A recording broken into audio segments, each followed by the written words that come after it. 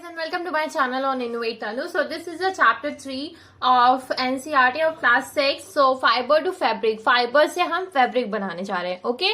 Paheli and Buju won the first prize in the science quiz competition held at their school. So बुजू और पहेली के बारे में आप ऑलरेडी जान चुके हो. ओके पहले चैप्टर्स में. सो वो क्या है, वो साइंस क्विज जीत चुके हैं स्कूल में. ठीक है, जो उनका साइंस क्विज हुआ था.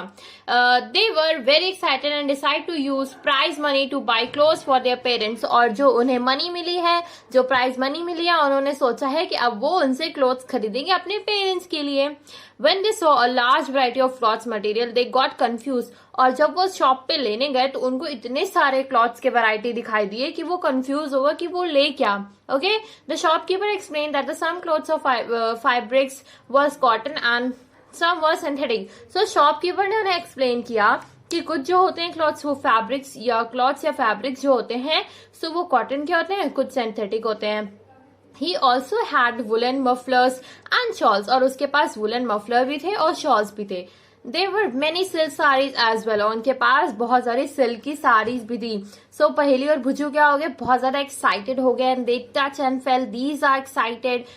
And they touch and felt these different fabrics. Finally they bought a woolen muffler and a cotton saree. और फाइनली उन्होंने क्या खरीदा, उन्होंने सब कुछ टच किया और वो बहुत ज्यादा एक्साइटेड थे इतने सारे फैब्रिक्स को देखकर. और फाइनली उन्होंने अपनी मफलर खरीदा, वुलन मफलर खरीदा एंड साड़ी खरीदी घर वालों के लिए, अपने पेरेंट के लिए. Okay, next one is after their visit to the cloth shop, Paheli and Buju began to notice various fabrics in the surroundings. They found that bird sheet blankets. So जब वो विजिट कर रहे थे cloth shop में, तो पहेली और भुजू ने बहुत सारे फैब्रिक्स को नोटिस किया जो उनके आसपास थे. जो यहाँ पे क्लॉथ शॉप आपको दिखाई दे रही है, बहुत सारे फैब्रिक्स उनको दिखाई दिए. और उन्होंने बेडशीट देखी, ब्लैंकेट देखे, कर्टन देखे, टेबल क्लॉथ देखा, टॉवल देखे, डस्टर्स देखे. ठीक है, सो उन्होंने इतने डिफरेंट काइंड्स के फैब्रिक देखे, क्योंकि वो सारी चीजें अलग अलग फाइबर से बनी होती है, फैब्रिक से बनी होती है. ठीक है, even there school bags and the gunny bags were made from some kinds of fabric. They try to identify these fabrics as cotton, wool, silk or synthetic. Can you also identify some fabric? क्या आप भी fabrics को identify कर सकते हो? सो उन्होंने ये सारी चीजें देखी, बैग देखा, गनी बैग्स देखे कि क्या सब डिफरेंट फैब्रिक्स से बने हुए हैं. Okay, so variety of fabrics. ठीक, तो यहाँ पे एक एक्टिविटी 1 है, visit a nearby tailor shop and collect the cuttings of fibres fabric left over after stitching. So आपको क्या करना है, टेलरिंग की शॉप पे जाना है, जो टेलर्स होते हैं उनकी शॉप पे जाना है, और उनके पास बहुत ही ज्यादा कटिंग्स पड़ी रहती हैं अलग अलग कपड़ों की. सो वहां पे आपको लेके आना है उन कपड़ों को और उसको टच करना है फाइबर्स को, और टच करके आपको क्या करना है, उन फाइबर्स को डिफ्रेंशिएट करना है कि कौन सा कॉटन है, कौन सा सिल्क है, कौन सा वूलन है, कौन सा सिंथेटिक फाइबर है. ठीक है, और अगर आपको नहीं पता है तो आप टेलर से पूछ भी सकते हो, क्योंकि उनको सब कुछ पता रहता है. So this is the enlarged view of a piece of a fabric. So ऐसे आप पीस ले लो और उसको आइडेंटिफाई करो. Do you wonder what this different fabrics are made up of? So आपने कभी ये सोचा है कि इतने सारे जो वैरायटी होते हैं कपड़ों के, वो किससे बने होते हैं? When you look at any fabric it seems a continuous piece. Now looking at it closely. So अब क्या करना है, वो एकदम क्लोज पैक्ड होते हैं. आपने देखा होगा कि जो थ्रेड होता है, थ्रेड को कितना आप सिलते हो कोई चीज, तो बहुत सारा आपको थ्रेड यूज करना पड़ जाता है ना.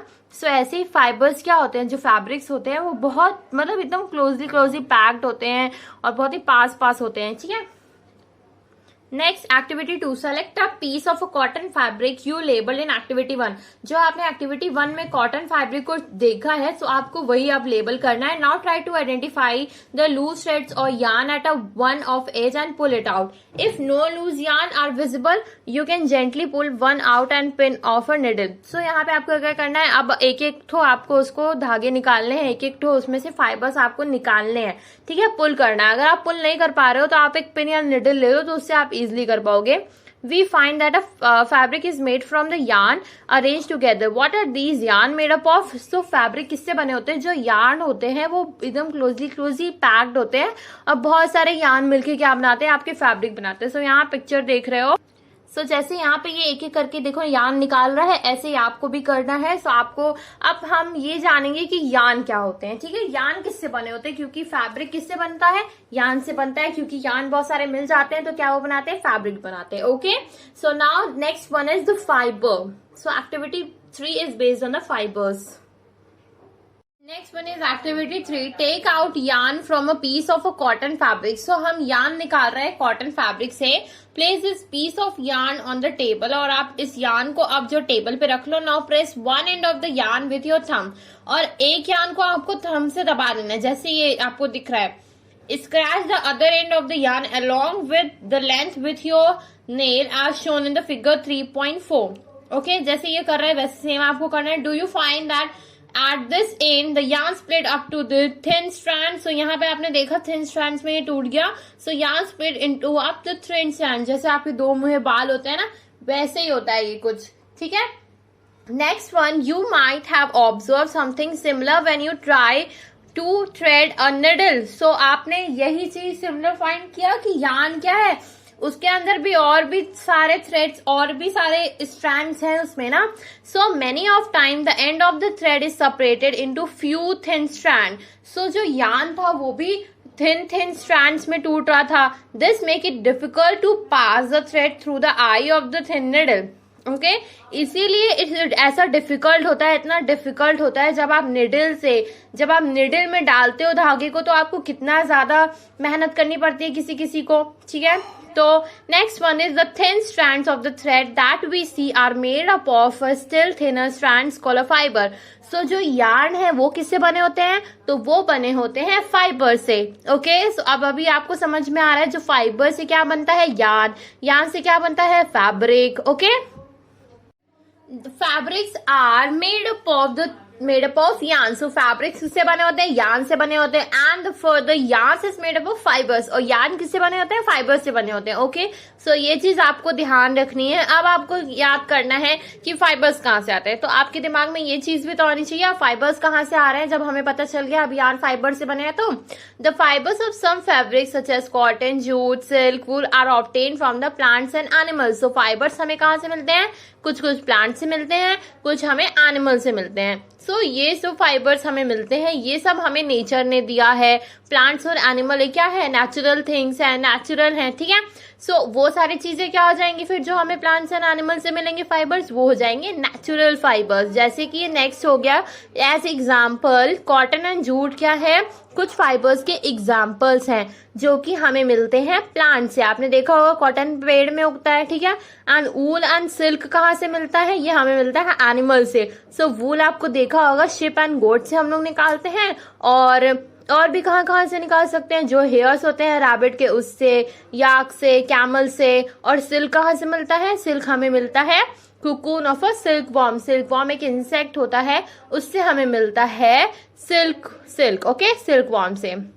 For thousands of years, natural fiber were the only ones available for making fabric. So यहाँ पे जो natural fiber है, ये एक लौता ऐसा जो available है फाइबर, जिससे हम क्या बनाते हैं, fabrics बना सकते हैं। In the last 100 years or so, fibers are also made from chemicals. So अभी क्या हो रहा है, अब हम बना रहे हैं फाइबर्स केमिकल से भी बना रहे हैं। ओके, सो यहाँ पे आपको एक क्लाउड में दिया हुआ है, देखो। So this is Bhuju. Bhuju has seen in the museum items like the ones shown here. These worn by warriors. So ये warriors पहनते थे, ये आपने देखा होगा अगर आपने कोई ऐसी मूवी भी देखी होगी तो लड़ाई वड़ाई वाली। So he wants to know if these are made of some kinds of fiber. So क्या ये भी फाइबर से बने होते हैं, वो सोच रहा है। So आप बताओ क्या ये फाइबर से बने होते हैं या किसी और चीज से बने होते हैं। ओके, सो आप जो केमिकल से फाइबर्स बनते हैं और जो हम प्लांट्स एंड एनिमल से ऑब्टेन नहीं करते हैं, सो वो सारे क्या होते हैं, सिंथेटिक फाइबर होते हैं। और जो प्लांट्स एंड एनिमल से हम लोग लेते हैं उन्हें क्या बोलते हैं, नेचुरल फाइबर। सो सम सिंथेटिक फाइबर्स के इसके एग्जांपल्स कौन कौन से हैं, पॉलिएस्टर हो गया, नायलॉन हो गया, एक्राइलिक हो गया, ठीक है। सो अब यहाँ पे हम पढ़ेंगे एक एक करके जो प्लांट से हम लोग फाइबर्स निकालते हैं। सो फर्स्ट है cotton. Have you ever made wigs of for oil lamps? तो क्या आपने ये देखा हुआ है ऑयल लैम्प्स पे विग्स जो होती है।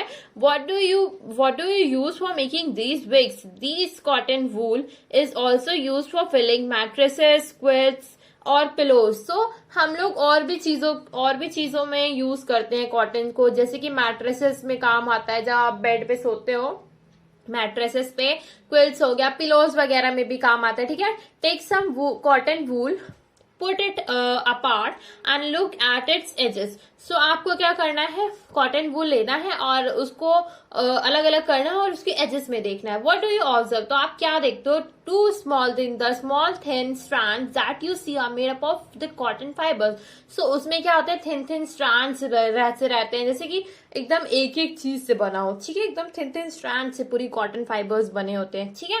Next, where does the cotton and wool come from. So cotton and wool आती कहाँ से है, सो अभी मैंने आपको बताया कि कॉटन वूल कहाँ से आएगी, सो प्लांट से आती है। सो यहाँ पे आप पिक्चर में भी देख सकते हो, यहाँ पे कॉटन प्लांट का बना हुआ है पिक्चर। और कहाँ पे होता है ये कॉटन प्लांट, जहाँ पे ब्लैक सॉइल होगी और वार्म क्लाइमेट होगा वहां का, ठीक है।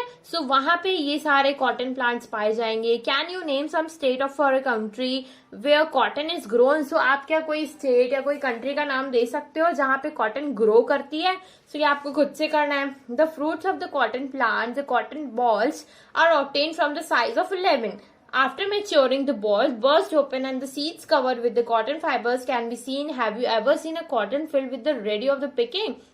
सो यहाँ पे आप क्या करते हो, जैसे कि पेड़ में आपने देखा होगा, यहाँ पे पिक्चर भी बनी हुई है, सो आप देख रहे होगे कि जैसे बॉल की तरह होता है कॉटन, ठीक है, बॉल की तरह होता है, जैसे कि लेमन होता है ना, वैसे वैसे बॉल की तरह होता है, एकदम कॉटन बॉल्स की तरह होते हैं। और उसके फिर हम क्या करते हैं, उन्हीं बॉल्स को ओपन करते हैं, उससे शीट कवर होती है तो उसको ओपन करते हैं। क्या आपने ऐसे कभी कॉटन बॉल देखा है, या जैसे यहाँ पे आप देख रहे हो ginning of cotton. So ginning of cotton का मतलब क्या होता है, यहाँ बताया गया, from these balls cotton is usually picked by hand. Fibers are then separated from the seeds by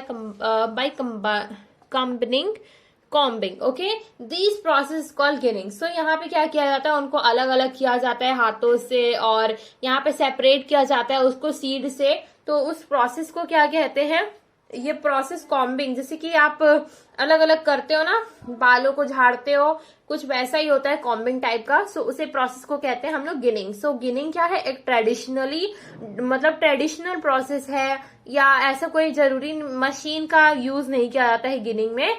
सो अब क्या किया जा रहा है, अब गिनिंग के लिए क्या किया जा रहा है, मशीन्स का भी यूज किया जा रहा है। पहले हम ऐसे कॉम्बिंग करके निकालते थे, बट ये बहुत ज्यादा टाइम टेकिंग होता है, इसी वजह से अब हम बहुत सारी मशीन्स का यूज करते हैं, जिससे कि हमारा काम जल्दी जल्दी हो जाए।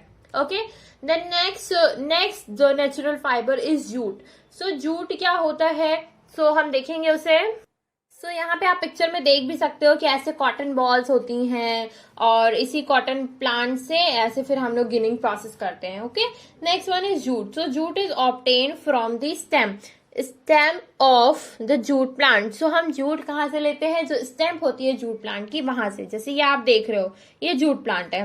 It is cultivated during rainy season, और इसे हम कब उगाते हैं, हम रेनी सीजन में। और कॉटन का कब होता था, वार्म क्लाइमेट में, क्योंकि वो सूखना होता है ना उसको, क्योंकि वो गीली हो जाएगी तो खराब हो जाएगी। सो रेनी का कोई मतलब ही नहीं होता है, ठीक है। सो वार्म क्लाइमेट में होगा। सो ये मेनली कहाँ पे पाई जाती है, वेस्ट बंगाल हो गया, बिहार हो गया, असम हो गया। सो जूट प्लांट नॉर्मली हार्वेस्ट कहाँ पे किया जाते हैं, यहाँ सब एरिया में, ठीक है, यही सब एरिया में। तो jute plant is normally harvested when it is at the flowering stage. So flowering stage पे जब होती है तब इसको हार्वेस्ट किया जाता है। The stem of the harvested plants are immersed in the water for few days.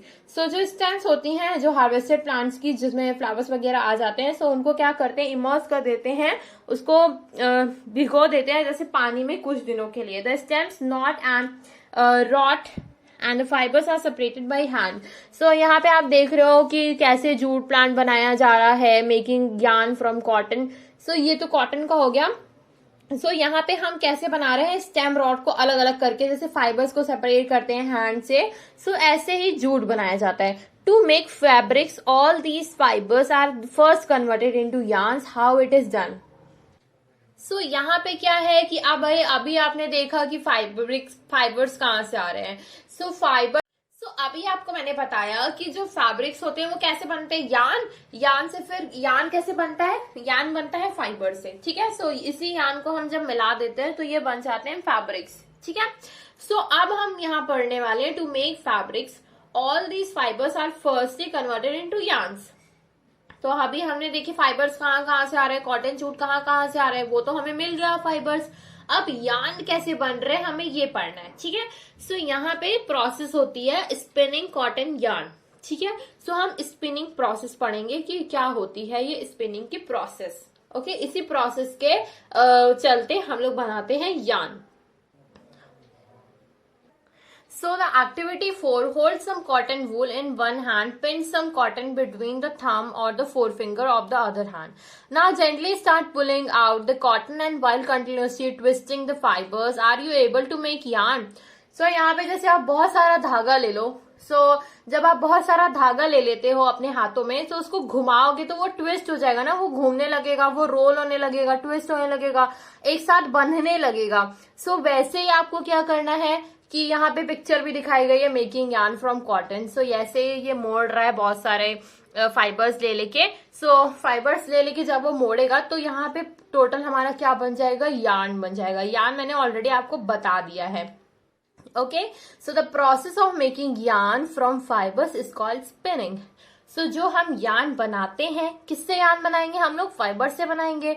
Okay, जो ये यार्न बन रहा है फाइबर से, इस प्रोसेस को हम बोलते हैं स्पिनिंग। इसको क्या बोलते हैं हम लोग, स्पिनिंग।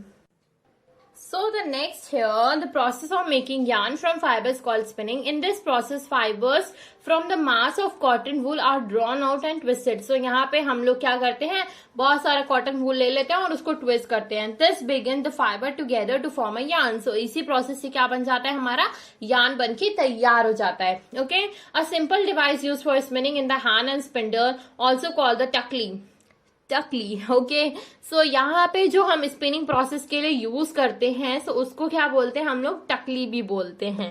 ये आपको बहुत ही ज्यादा से याद रहने वाला है। ओके, ये सिंपल डिवाइस है स्पिनिंग प्रोसेस के लिए। Another hand operated device use spinning is चरखा। ओके, चरखा आप देख रहे हो, यहाँ पे चरखा चला रहा है वो। उस प्रोसेस से भी क्या होगा, स्पिनिंग होगी। स्पिनिंग मीन्स क्या होती है, जो इसमें हम यार्न बना सके फाइबर से। यूज ऑफ चरखा was popularized by Mahatma Gandhi as a part of the independence movement. He encouraged people to wear the cloths made of the homespun yarn termed as khadi and sun imported cloth made in the mail of Britain. यहाँ पे क्या बताया गया है, total आपको इतना ही बताया गया। जो महात्मा गांधी ने इंडिपेंडेंस मूवमेंट में भी बोला था चरखा का यूज करके कि आपको क्या करना है, क्लोथ्स पहनने हैं जो किससे बने होने चाहिए, खादी से बने हो, शन से बने हो। ठीक है, तो हमें इम्पोर्टेड क्लोथ्स नहीं पहनने चाहिए जो बाहर से आते हो, जो ब्रिटेन से आ रहे हो, जो बाहर से आ रहे हो, हमें वो सारे क्लोथ्स नहीं पहनने चाहिए। हमें खुद के जो यहाँ पे है हमारे इंडिया में वो पहनना चाहिए। तो उन्होंने क्या प्रमोट किया था, उन्होंने खादी को प्रमोट किया था कि हमें खादी के कपड़े पहनने चाहिए। Okay, and the government of India constituted a body called khadi and the village industry commission in 1956। यहाँ पे आप देख रहे हो कि वो चरखा बताया गया है चरखा के लिए। नेक्स्ट यहाँ पे ओवरऑल मैंने आपको बताया कि गांधी जी ने खादी को मतलब प्रमोट किया था, पॉपुलराइज किया था। गवर्नमेंट ऑफ इंडिया ने क्या किया था, एक यहाँ पे जनरेट किया था, कॉन्स्टिट्यूट की थी एक बॉडी जिसे हम बोलते हैं the Khadi and the village industry commission in 1956 में उन्होंने ये बनाई। Okay, spinning of yarn on a large scale is done with the help of spinning machine. After spinning yarns are used for making fabric. उन्होंने spinning process से हम क्या बनाएंगे, spinning process से हम यार्न बनाएंगे और with the help of spinning machine. Spinning machine की हेल्प से ही बन सकता है yarn. After spinning yarn are use to making fabric. Fabrics कैसे बनेंगे, अब इसी यार्न का यूज करके हम बनाने वाले हैं फैब्रिक्स। यार्न टू फैब्रिक, अब यार्न से फैब्रिक कैसे कैसे बनना है हम वो देखेंगे। ओके, yarn to fabric कैसे बना है, there are many ways by which fabrics are made from yarn। बहुत सारे प्रोसेस होते हैं जिससे कि हम yarn से क्या बना पाए, फैब्रिक्स बना पाए। यहाँ पे दो मेन प्रोसेस होती हैं, एक होती है विविंग, एक होती है निटिंग। ओके, स्पिनिंग प्रोसेस क्या होती है आपको सबको समझ में आया। अब हम पढ़ने वाले हैं viewing and knitting process. Activity 2, you might have noticed the fabric is made from 2 sets of yarns arranged together। यहाँ पे आपने ऑलरेडी जो पीछे किया था, जो हम अलग अलग कर रहे थे यार्न्स को, यार्न से हमें क्या मिला था, फाइबर्स मिल रहा था। तो यहाँ पे आपने देखा पीछे एक्टिविटी 2 में कि हम लोग क्या करते हैं, 2 सेट्स ऑफ यार्न को अरेंज करते हैं, मतलब बहुत सारे यार्न्स को अरेंज करते हैं और क्या बना लेते हैं, फैब्रिक बना लेते हैं। तो process of arranging 2 sets of yarn together to make a fabric is called weaving. Okay so इसी प्रोसेस को क्या बोलेंगे, जब हम यान को एक तरीके से लगाना स्टार्ट करेंगे, अब हम यान को जोड़ेंगे तो हम उससे क्या बनेगा, हमारा फैब्रिक बनेगा, और इस प्रोसेस को क्या बोलेंगे, हम वीविंग बोलेंगे। सो ये बहुत इंपॉर्टेंट लाइन है, process of arranging two sets of yarn together is called as weaving. Then activity 5. Take a 2 sheets of paper of different colors, cut square pieces of length and width 30 cm from each sheet. Now fold both the sheets into half and one undrawn lines and use them as shown in the figure. So आपको पीछे दिखाया गया है, 2 sheets लेनी है different colour की, मतलब different sheets ले ली है डिफरेंट कलर की। ओके ना उसको स्क्वायर शेप में कट कर लेना है, 30 सेंटीमीटर का आप कट ही कर लोगे, ठीक है। सो यहाँ पे जैसे फोल्ड करके बताया गया है, और फिर उसमें क्या करना है, फिर on a one sheet draw line. So आपको ड्रॉ करनी है line, the next page. So हम ऐसे ही वीविंग प्रोसेस कर रहे हैं। सो यहाँ पे ऐसे कट कर लिया आपने स्क्वायर शीट्स में, and on the other hand shown in the figure. So यहाँ पे फिगर में दिखाया गया ए एंड बी डिफरेंट दिखाया गया। Cut both the sheets along with the dotted lines and then unfold. So यहाँ पे डॉटेड लाइंस बनानी है, फिर उसको अनफोल्ड कर देना है। Weave the strips one by one throw the cut in the sheets of the paper and shown in the figure, shown the pattern. So यहाँ पे टोटल आपको बताया गया है कि कैसे हम लोग वीविंग कर रहे हैं पेपर स्ट्रिप्स का, एक साथ उसको जोड़ते जा रहे हैं। सो वो कैसे तैयार हो रही है, ठीक है। सो ऐसे ही आपका कुछ तैयार होता है वीविंग प्रोसेस से fabrics. Okay in the similar manner 2 sets of yarn are woven to make a fabric. सो बहुत ही सिंपल सी चीज है, आप कैसे समझ सकते हो, जैसे आपने ऊन देखा होगा।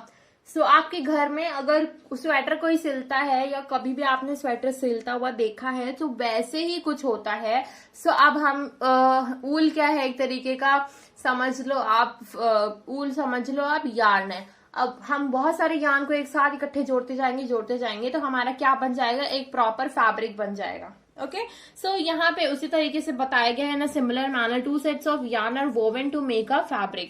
सो यहाँ पे हम जैसे कि मैट्रेस को बुनते हैं ना, जो चटाई टाइप बनती है, सो वैसे ये भी है वोवन, मतलब उसको बुनते हैं एंड देन फैब्रिक हमारा तैयार हो जाता है।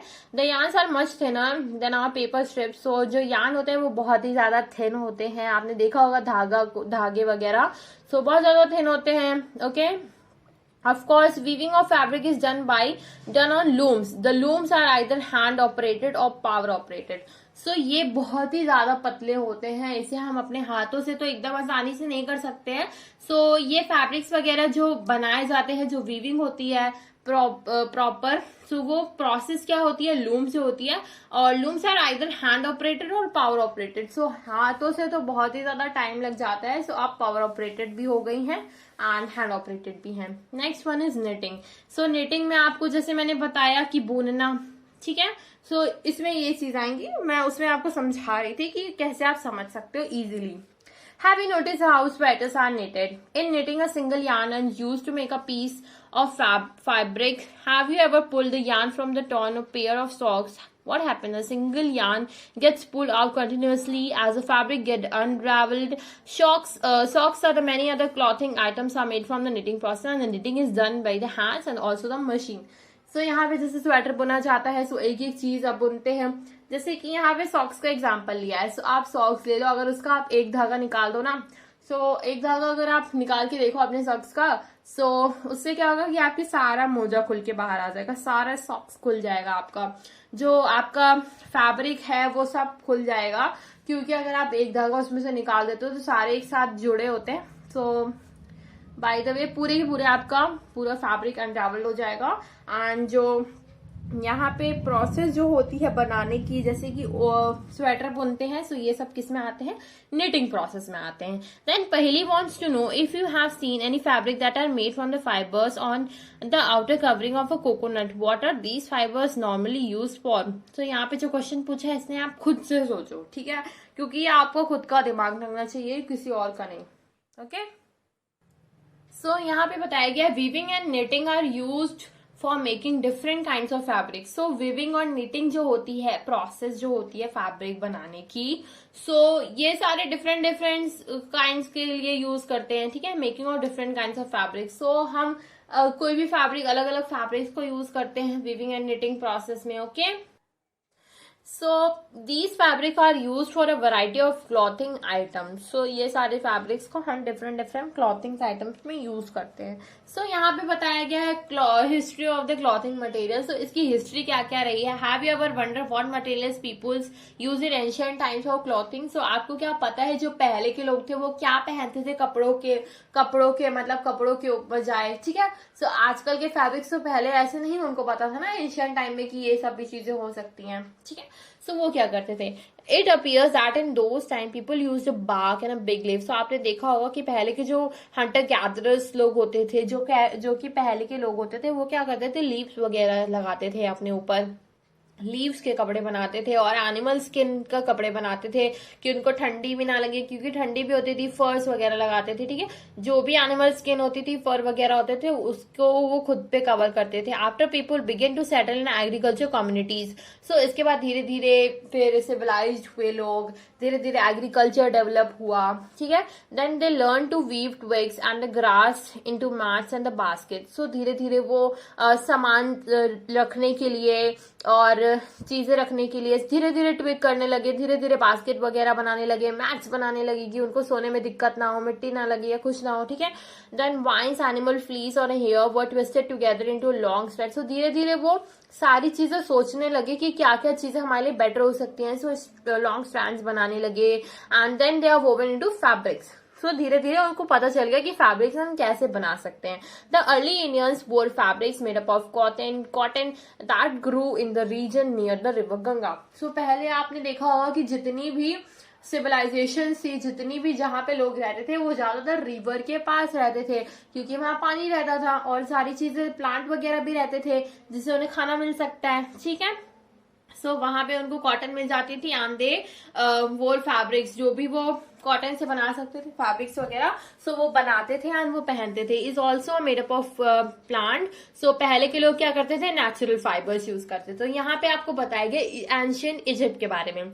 सो the cotton as well as the flax were cultivated near the river Nile and Nile and were use for making different making fabrics. तो यहाँ पे मैंने आपको बताया कि सब रिवर के पास ही होता था, प्लांट्स वगैरह भी।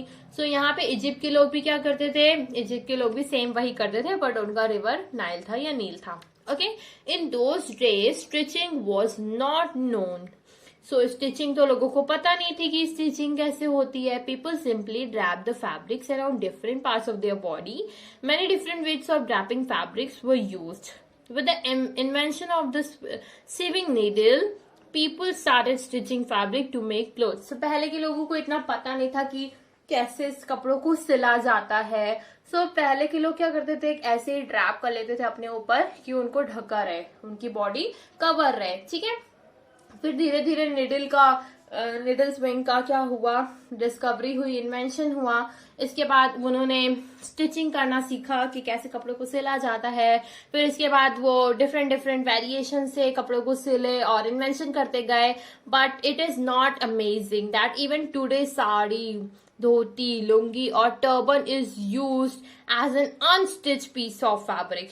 सो पहले जो ये सब साड़ी वगैरह होती थी, धोती, लुंगी, ये सब चीजें, टर्बन वगैरह होती थी, सो ये सब अनस्टिच यूज किया जाता था, ओके।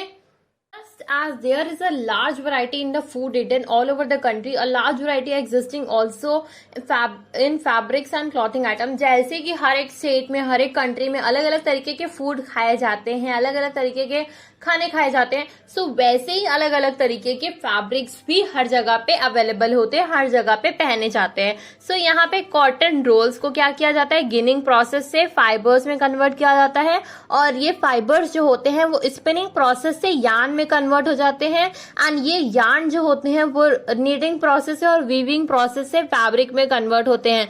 सो ये पूरा प्रोसेस चलता है फैब्रिक बनाने का। सो ये आपको याद करना है। Next one in the keyword, so cotton wool. So cotton wool आपने देखा प्लांट से हमें मिल रहा है। फैब्रिक कैसे बन रहा है, यहाँ पे आपने फैब्रिक देखा कैसे बन रहा है, फाइबर्स कैसे बन रहे हैं, निटिंग क्या होती है, स्पिनिंग क्या होती है, वीविंग क्या होता है, यार्न क्या होता है। सो आपने पूरा का पूरा चैप्टर में यही सारी चीजें पढ़ी हैं। सो ये सारा आपको फिर से रिवाइज करना है। If you want to see, आप फिर से रिवर्स पे वीडियो देख सकते हो। Thank you and subscribe to my channel. Bye bye.